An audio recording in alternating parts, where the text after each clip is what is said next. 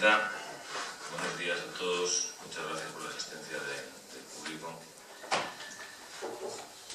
Transcurridos los años de legislatura, pues de nuevo nos encontramos ante la oportunidad de hablar sobre el progreso y bienestar del municipio de Pozuelo de Alarcón.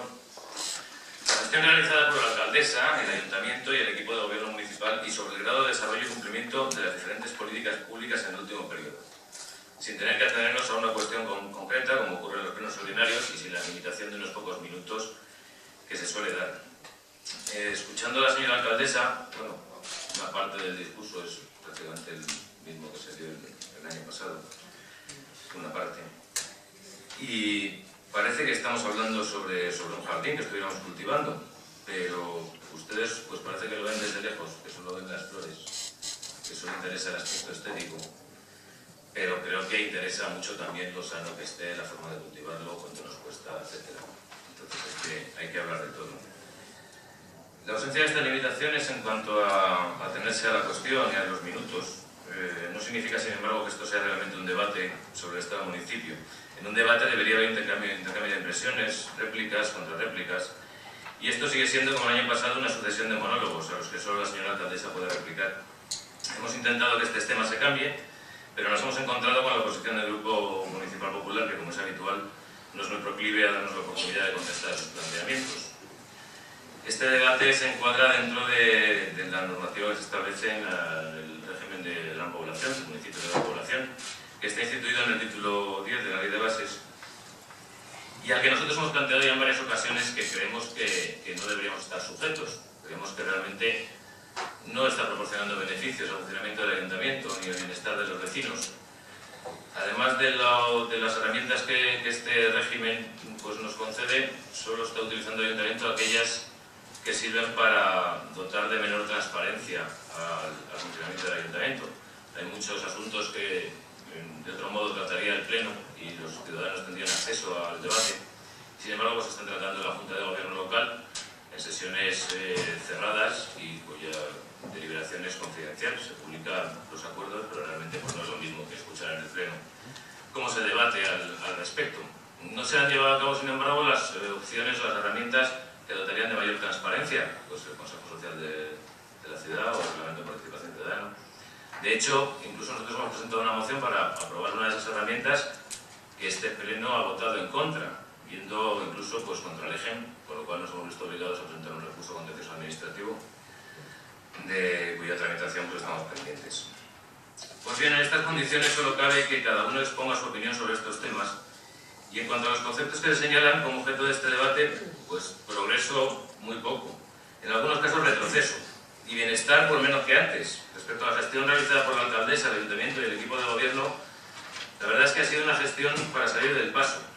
Se ha hecho alguna cosa positiva, por supuesto, y también alguna negativa, pero lo cierto es que la mayoría han sido neutras, es decir, no han tenido apenas repercusión en la vida de los pozoleros, han servido apenas para sacar una foto más de la alcaldesa en la página del ayuntamiento, en la revista municipal, o en las notas de prensa que se difunden desde el ayuntamiento. Respecto a los problemas reales de nuestros vecinos, hemos progresado poco o nada, según el caso. Siguen ustedes sin ser proactivos, sin reaccionar más que cuando algo les puede perjudicar mediáticamente. Su preocupación única es cumplir con el papel que les han encargado, pero no con el que les han encargado los vecinos, sino su partido. Los grandes problemas de Pozuelo siguen vigentes y no se ha avanzado en ellos. En el tema de ARPO y el colector, siguen ustedes publicando en la página web cada vez que se mueve un papel, y a pesar de ello, la última noticia es de hace 2 meses. En realidad no se ha avanzado nada. En la campaña y durante toda la legislatura han adquirido el compromiso y han hecho ostentación de ello, de preocuparse por este tema y de impulsar una solución al problema, siempre recalcando que se trata de una iniciativa privada. La realidad es otra. La realidad es que ni siquiera se tomaron la molestia de enviar un representante del ayuntamiento a la Junta de Compensación de ARPO hasta junio del año pasado. Es decir, estuvieron un año sin siquiera enterarse de lo que ocurría allí y no sabemos si ahora se enteran o no porque no nos facilitan ninguna información. Hemos solicitado ver las actas de esa Junta de Compensación, de la que el ayuntamiento forma parte, y ustedes nos las han denegado. La verdad es que la ocultación de información y la falta de transparencia es la tónica dominante de su gestión. Ya nos vamos acostumbrando. Pero si no nos las facilitan es o porque no las tienen o porque no quieren que sepamos realmente lo que ocurre. Nos dicen ahora que se ha constituido ya notariamente la Mancomisión y que ayer en la Junta de Gobierno local se ha aprobado el proyecto del colector. Pues esa aprobación de Mancomisión, esa constitución nos parece un tema que es peligroso, sin haber hecho una auditoría previa de los gastos en que ha incurrido y en los cuales pues, esa constitución hace que el resto de desarrollos, incluido el ayuntamiento, se vean obligados a cubrirlos. Si nos dice que el proyecto de reparcelación estará en el primer trimestre del próximo año, pues como siempre vamos alargando plazos, 3 meses más, 1 año más, 2 años más, y ya se encargarán los siguientes si es que pueden encargarse. Respecto a esta Mancomisión Gestora de Conexión Interceptor, que es un proyecto que está íntimamente ligado al desarrollo de ARPO, pero no solo a ARPO, el proyecto de Interceptor afecta a más desarrollos en todos los ámbitos del noroeste de nuestro municipio. Tampoco saben lo que ocurre en esta Mancomisión, pero están legitimando su actuación, haciendo asumir al ayuntamiento de todos los ámbitos afectados los gastos en los que haya incurrido dicho ente sin siquiera conocerlos. Y no parece que sean demasiado justificables, como tampoco se animan ustedes a facilitarnos esa información que también hemos pedido. Es necesario hacer una auditoría de la actuación de esta Mancomisión, porque es algo que acabará estallando y no podrán decir que no les avisamos con tiempo. Seguramente en su habitual modo de actuar pensarán que esto no va a suceder durante su mandato y que les tocará a otros lidiar con el problema. Y esos otros harán como ustedes ahora. Respecto a la actuación de su partido en las anteriores legislaturas, dirán nosotros no estábamos. Y seguirán tapando la porquería, metiéndola debajo de la alfombra, porque a pesar de que ustedes llegaron aquí con la misión teórica de limpiar la mala gestión que se había producido, realmente lo que se deduce es que solo la están tapando, impidiendo que se vea y evitando que nadie asuma responsabilidades. Pues bien, en el tema de ARPO y el colector no se ha producido ningún avance, a pesar de que hemos intentado en todo momento aportar soluciones. Soluciones que a ustedes no les parecen apropiadas, pero que sí se lo parecen a muchos de los responsables de los desarrollos afectados, aquellos que quieren sacarlos adelante. Es muy probable que estos ámbitos les pidan que modifiquen su postura, seguramente ya se lo habrán pedido alguno. Seguramente vendrán a decírnoslo ellos, porque saben que somos los únicos que queremos impulsar realmente estos desarrollos y estas soluciones. Y es probable que ustedes sigan en su inmovilismo, a no ser que haya movilizaciones, que la gente se eche a la calle o que salga en la prensa, porque eso es lo único que les hace reaccionar. En el tema de urbanismo no podemos añadir mucho más, porque la tendencia al oscurantismo, contrario a lo que dice la señora alcaldesa, ha hecho que la aparición de la gerencia haya resultado en la desaparición de asuntos de la Comisión de Urbanismo, que de hecho ya prácticamente ni se reúne. Lo cierto es que nos engañaron con la gerencia, nos dijeron que sería una herramienta para agilizar los procedimientos, que funcionaría con personal de la casa, que permitiría una mejor gestión, pero la realidad es que han contratado a una persona, como es habitual desde que están ustedes aquí, por libre designación. Ni siquiera en los oscuros tiempos de los 2 alcaldes anteriores se habrían producido tantas libres designaciones en este ayuntamiento, pero con este gobierno es casi la única forma de contratar personal. La realidad es que el efecto más visible es la opacidad. La oposición ya no tiene información de lo que se cuece en el urbanismo municipal. El Consejo se reúne para recibir únicamente parte de la información de lo que ocurre. Las decisiones ya están tomadas y probablemente cuando pidamos información sobre la gestión nos la negarán ustedes argumentando la existencia de algún códice que contiene una regla que les habilita para negarla, como nos ocurre con la facturación de las empresas públicas. Puede que tomen ahora alguna medida con el asunto de la finca, porque está saliendo en los papeles, pero por lo que sabemos hasta ahora el asunto tiene muchos flecos sobre los que nos falta información, que hemos solicitado. Según la información que hasta ahora nos han facilitado, en una pregunta en nuestra pasado pleno del mes de mayo se han recibido calles que llevaban años abiertas al tráfico, como la avenida Juan Antonio Samarancho o la calle Solano, y las zonas verdes aledañas, pero sigue sin abrirse al público la zona verde de 80 hectáreas que está frente al Valle de las Cañas. Ya hace años que la hoy entonces concejal de Medio Ambiente dijo en este mismo pleno que esa zona estaba en proceso de regeneración y que se abriría al público cuando este proceso concluyera, sin que sepamos si se ha llevado un seguimiento de esta regeneración o si el plazo era de duración determinada. La cuestión es que, en la fecha que estamos, sigue sin abrirse esta zona al disfrute de los pozoleros. Parece ser que la regeneración no se ha producido, sino más bien que ha habido una degeneración. Faltan pies arbóreos, se han realizado elevaciones artificiales del terreno que prohibían el planeamiento, etc. Pero tampoco sabemos cómo va a actuar el ayuntamiento en este caso. Esperamos que no se vuelva a dar un plazo indefinido para solucionar estos defectos y que se actúe con diligencia y rapidez como nos prometieron que iba a funcionar la gerencia. También se está poniendo sobre la mesa la duda sobre la titularidad de las calles interiores de la organización La Finca, en concreto del Paseo de los Lagos, así como la de la actuación de los responsables de esta urbanización sobre los cauces hídricos que transcurren por su ámbito, incluyendo las lagunas artificiales que han producido recientemente un vertido contaminante en la zona. Tampoco hemos avanzado nada con el problema de las viviendas de Cueva de la Piñera, salvo una pequeña mejora en las pistas deportivas aledañas que hemos tenido que traer 3 veces al pleno para que se solucionara y que aún no lo está del todo. Los inquilinos de esas viviendas, cuyo coste han pagado con creces en los más de 50 años de vida de las mismas, esperan aún que este ayuntamiento cumpla con la promesa que se les hizo en 1956, que pasarían a ser de su propiedad al cabo de 50 años. Como siempre, el ayuntamiento actuó cuando vio que podía ser un problema para su imagen, pero ha vuelto a la dejadez cuando ha pasado la tormenta. De hecho, incluso se han tasado las viviendas para estudiar la solución. pero de esa tasación nadie ha tenido noticias y los vecinos no consiguen siquiera hablar con los responsables del equipo de gobierno.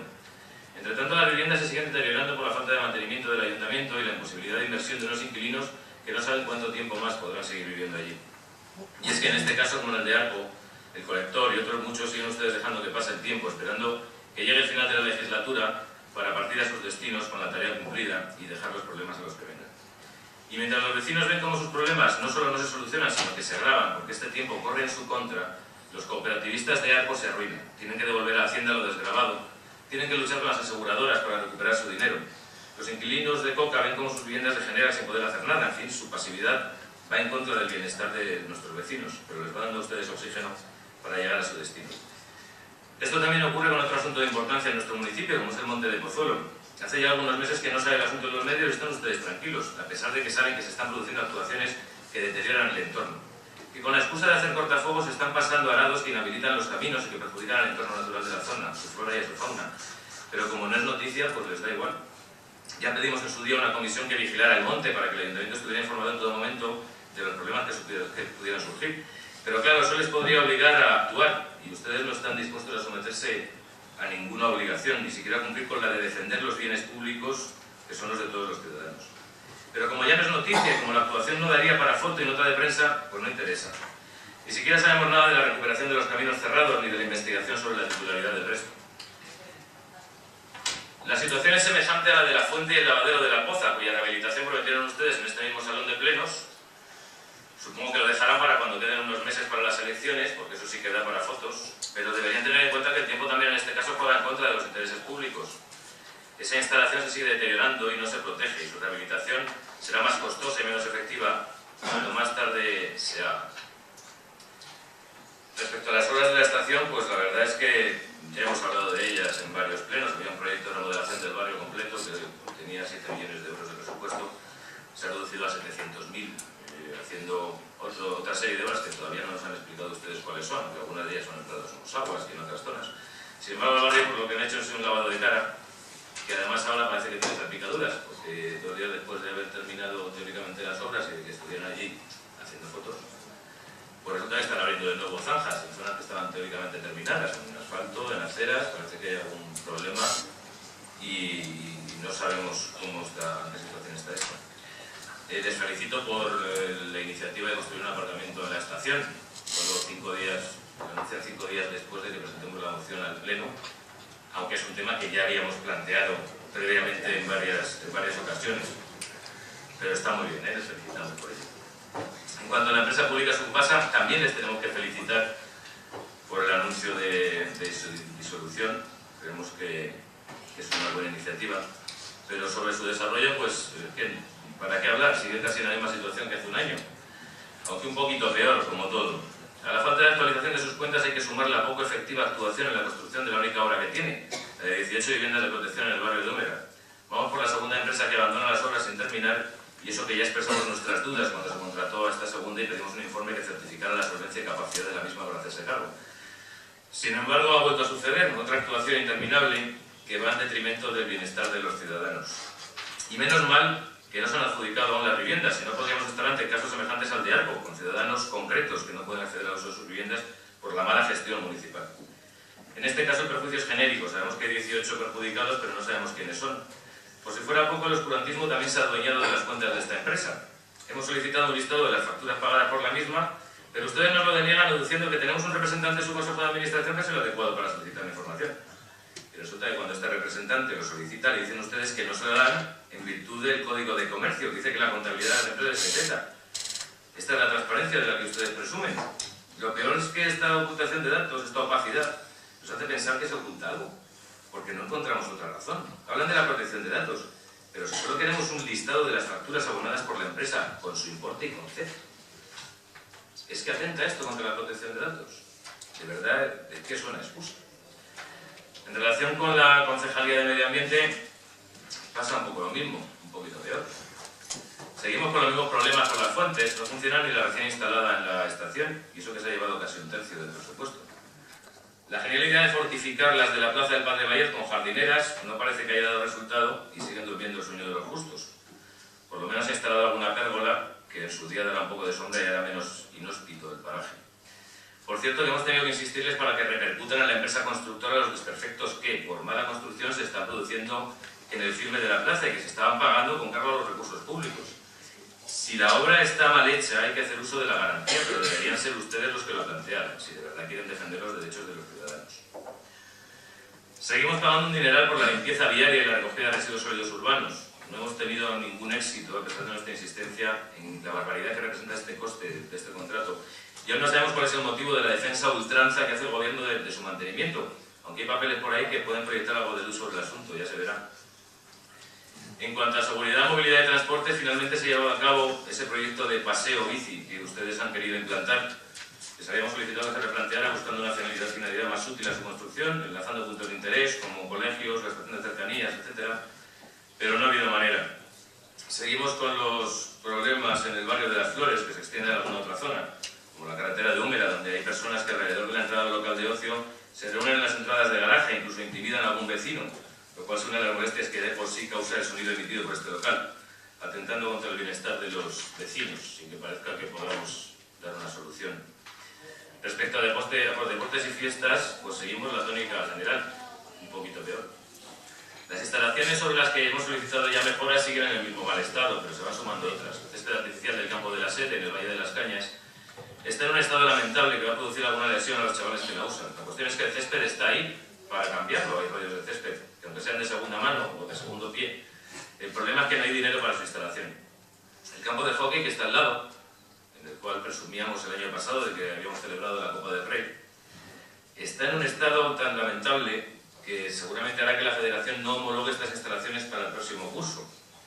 Seguimos sin conseguir los mismos derechos, además, en todas las instalaciones públicas, puesto que las gestionadas por concesionarios como la de Prado de Somosaguas o el Polideportivo Valle de las Cañas no aplican los descuentos contemplados en las instalaciones de gestión públicas, como las bonificaciones a familias numerosas. Seguimos sin conseguir que el uso de las instalaciones deportivas sean gratuitos para las personas sin ningún ingreso, que a ver las ailas también en Pozuelo. Los árbitros de las ligas municipales siguen sin cobrar de manera mínimamente regular. Parece ser que hay algunos que no cobran desde diciembre. En fin, se llevarán una alegría cuando por fin lo hagan, si es que llega el día. En cuanto a nuevas tecnologías, tampoco es que hayamos avanzado mucho, aunque por lo menos no hemos dado pasos atrás. Pero la gran novedad que ha supuesto el desarrollo de una aplicación para móviles con sistemas iOS y Android, al menos en mi caso, solo sirve para bloquear el teléfono, de momento.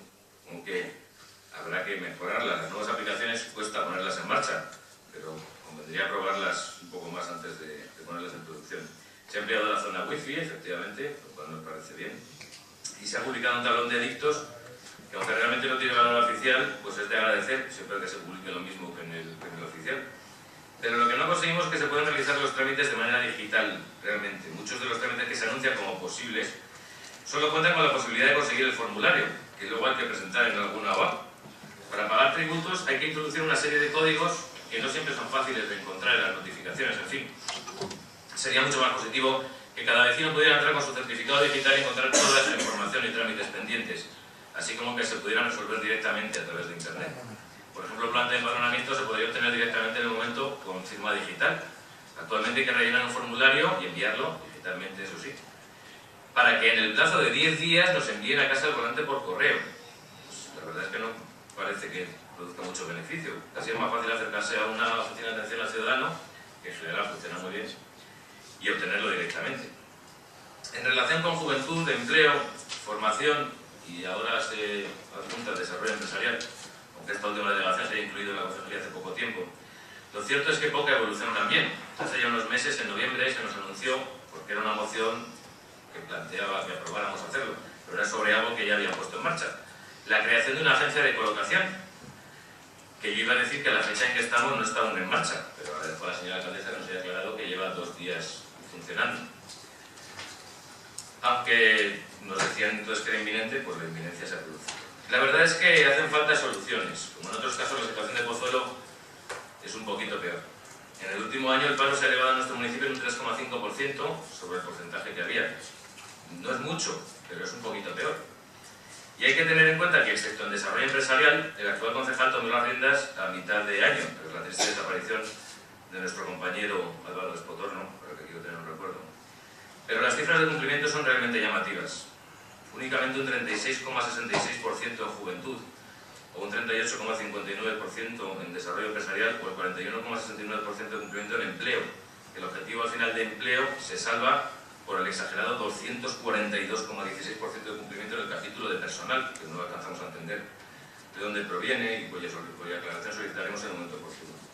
Siguiendo con el área de Hacienda, que ahora incluye las dos concejalías anteriores, no podemos dejar de hablar de la liquidación de las cuentas del año 2012, en la que hay algunos aspectos que resaltar. Parece que seguimos con la contabilidad ficción. Llevan ya unos meses hablando de un superávit de 9 millones de euros, que ni siquiera con los trucos del año pasado se puede justificar esa cifra. Teniendo en cuenta los resultados del año, es decir, ingresos y gastos, la cifra que les saldría es de 8.200.000, no 8.900.000 y pico mil. No está mal, ¿eh? Si no fuera por su origen y por su destino. Esta cifra proviene en primer lugar de un importante recorte en gasto de personal, capítulo 1, de 3,9 millones de euros, 3,6 millones de remanentes de crédito y 350.000 euros de modificaciones negativas. Un menor gasto corriente de 3,4 millones de euros y 1,2 millones de euros de inversiones inferiores a las presupuestadas. Curiosamente, las modificaciones en las partidas de transferencia se compensan unas a otras, ya que las transferencias presupuestadas para el patronato eran inferiores al gasto teórico y el hecho de retener las pagas extras navideñas de sus empleados compensó esta deficiencia. Nos resulta muy curioso que figure que se hicieron transferencias de capital a ayuntamientos, no sabemos si se debe a un error. En los ingresos, por el contrario, las modificaciones presupuestarias compensan los defectos de previsión. Es decir, lo que ingresamos de más por la subida del IBI, que es aproximadamente 2,1 millones, se compensa con la disminución de ingresos procedentes de impuestos indirectos, que son 0,5 millones, y de transferencias corrientes, 1,5 millones. Es decir, que los ingresos no han aportado nada al superávit, toda vez que han sido casi exactamente igual a los presupuestados, 97 millones. Eso sí, aumentando la presión fiscal sobre los vecinos de Pozuelo para compensar la minoración de ingresos procedentes de la Administración Central y Autonómica, porque hemos mantenido la subida del 10% en el IBI, además ha subido el IRPF y sin embargo las transferencias por IRPF que ha recibido el Ayuntamiento han sido menores. Al provenir el superávit en su totalidad de la disminución de gastos, es inevitable que haya crecido considerablemente la partida de remanentes de crédito, es decir, de gastos sin realizar. La cifra final ha sido de 21.081.208 euros. Nótese que si esta cifra restamos las modificaciones de crédito, que son aproximadamente 12.200.000, obtenemos una excelente aproximación al remanente de tesorería. Ahora bien, también se han incrementado los remanentes incorporables, no una cifra exagerada, pero sí hasta alcanzar los 8.448.000 euros. Nos referimos a los remanentes no comprometidos, pues deben entenderse los comprometidos, que son sustancialmente similares a los de la cuenta de 2011, son resultado de la gestión, es decir, los pagos del último tramo del ejercicio que no da tiempo a acometer, pero que se refieren a obligaciones de gasto reconocidas. Estos remanentes no comprometidos e incorporables son los que pueden, y probablemente lo harán, absorber este superávit. Y si es así, pues estaremos ante un falso superávit, puesto que la cifra de remanentes es similar, incluso algo mayor, a la de dicho superávit. Por tanto, es imperativo conocer la cifra de remanentes de crédito no comprometidos e incorporables que se han incorporado efectivamente al ejercicio presupuestario de 2013. Porque es posible que el destino del famoso superávit no sea ya una incógnita. Por otro lado, hay una serie de gastos pendientes de realizar, que además son precisamente los remanentes de crédito incorporables, que desmenuzados por partidas nos transportan al oscuro pasado reciente. Y me refiero a los siguientes. 1999.2.sanea.4, que es aportación al Ayuntamiento de Madrid, obras Terra de los Ramos, que hay pendiente 1.980.000 euros.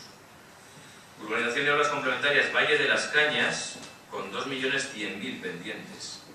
La reforma del Ayuntamiento y edificio de la Plaza del Padre Vallet, 1.307.000. La subvención del Centro de Innovación, 529.512. Parece un poco raro que sea un gasto pendiente, una subvención del Centro de Innovación. No es que lo tenemos que devolver, porque es una subvención que nos concedieron y no hemos utilizado. Y respecto al colector interceptor de ARPO, pues 2.064.180 euros.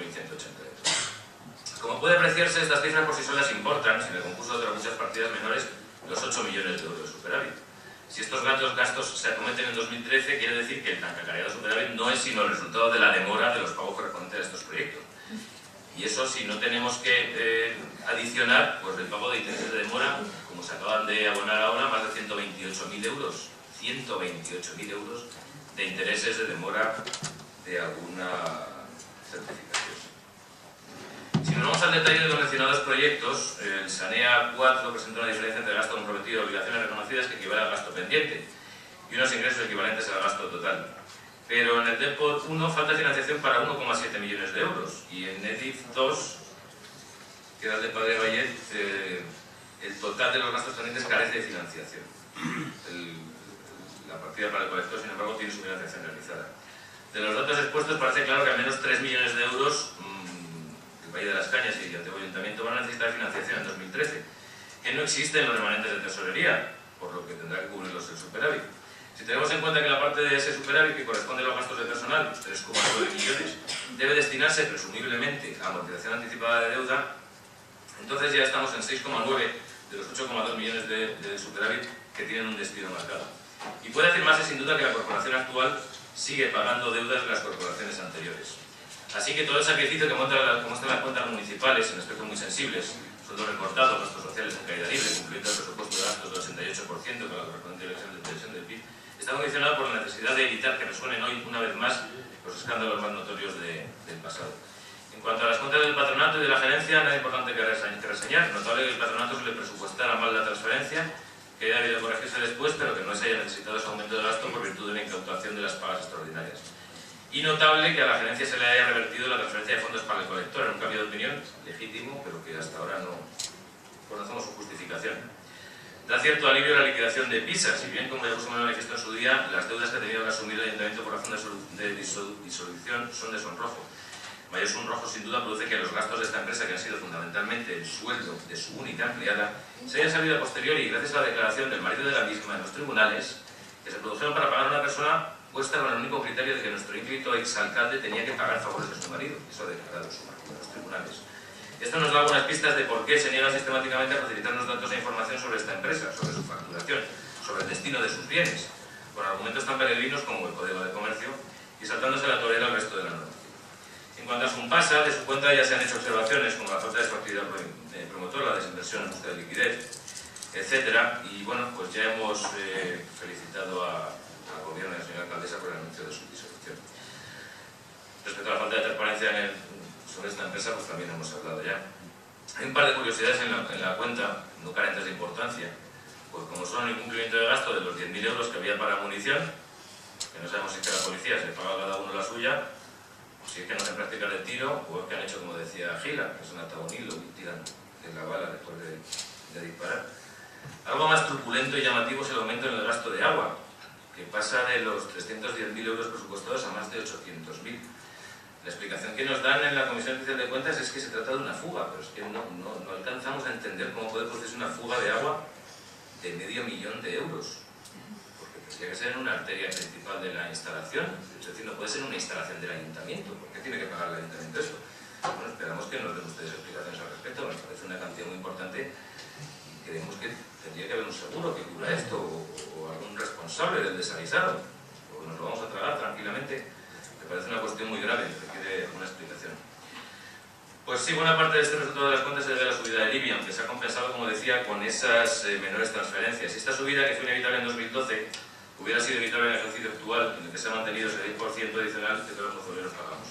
Eso a pesar de que le hicimos soluciones para evitarlo, pero claro, entonces hubieran tenido 2 millones menos de superávit. Solo era necesario hacer una nueva ponencia de valores catastrales antes de terminar el año 2012. En cuanto a la contratación, salvando el desagradable capítulo sufrido en la sesión de diciembre de la Comisión de Vigilancia de la Contratación, en la que se incumplieron los acuerdos tomados en la Junta de Portavoces, hemos señalado que se está avanzando. La mayor parte de los contratos se licitan en base únicamente a precio, con notables excepciones, como son las de comunicaciones de voz y datos, que cuentan con un 25 de criterios subjetivos, que curiosamente han desequilibrado definitivamente la balanza a favor de la empresa con peor precio. Se va reduciendo el número de contratos menores, aunque también hay excepciones, como los 2 contratos realizados por las obras de saneamiento, que con presupuestos ajustados casi al límite del contrato menor se han licitado fuera del contrato principal de mantenimiento. Sobre los recursos humanos también vamos un poquito peor. La verdad es que el asunto de la conciliación de la vida laboral y familiar no es algo que parezca preocuparle realmente. Siguen empeñados en abrir el ayuntamiento los martes por la tarde cuando